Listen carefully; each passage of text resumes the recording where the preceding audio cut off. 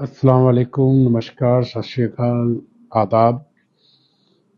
मैं आज के समय के अंदर जो हालात दिन ब दिन बदल रहे हैं और आस्था के नाम पे धंधा हो रहा है, इसके बारे में कुछ चीज़ें आपको बयान करने जा रहा हूँ कि सबसे पहले नंबर पे सदगुरु, सच्चा गुरु कहाँ मिलेगा? सच्चा गुरु कौन है?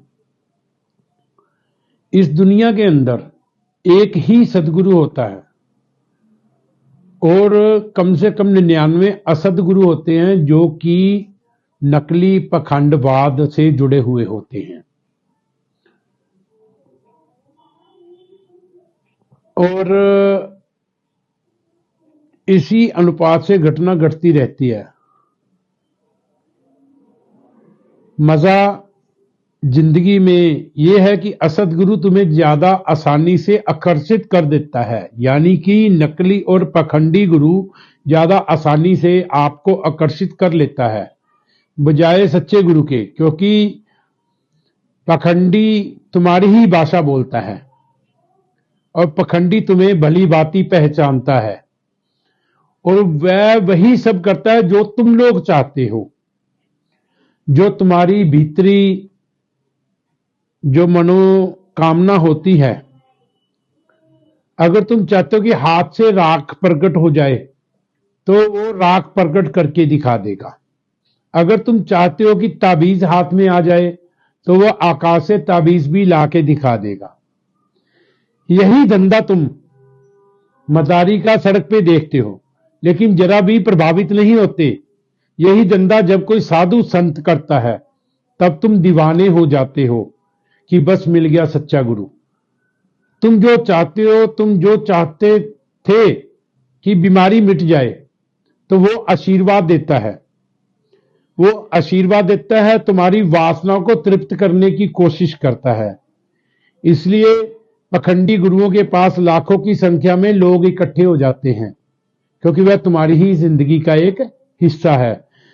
सच्चे गुरु को पहचानना तुम्हें मुश्किल है, क्योंकि उसकी पहचान का तो मतलब ही है जीवन में बदलाव लाना।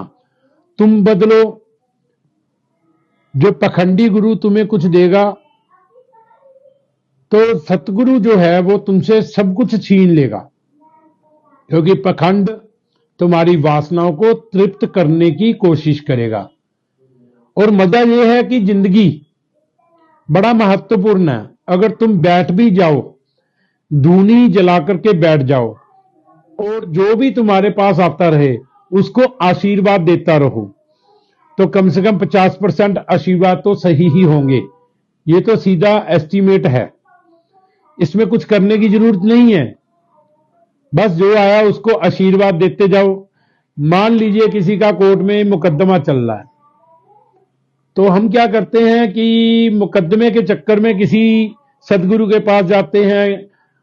अपनी तरफ से सदगुरु है, लेकिन असल में वो असदगुरु है।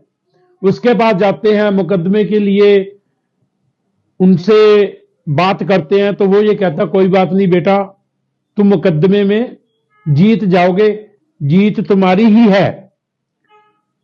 तो आप अपना उसकी उस जुबान पर सब कुछ निशावर कर देते हो। लेकिन याद रखना, दुनिया के अंदर दो ही जज हुए हैं।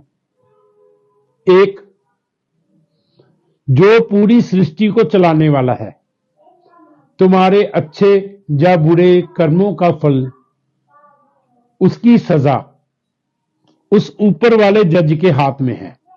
लेकिन जो दुनियावी जज है उसके पास कोई पखंडी,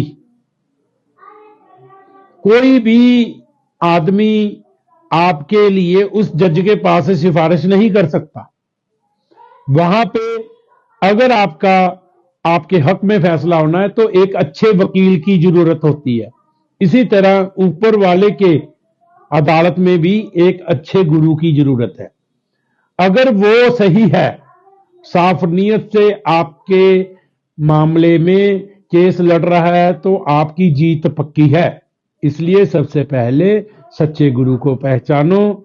सच्चे गुरु की राह पे चलने के लिए पाखंड से दूर हो जाओ। शुक्रिया।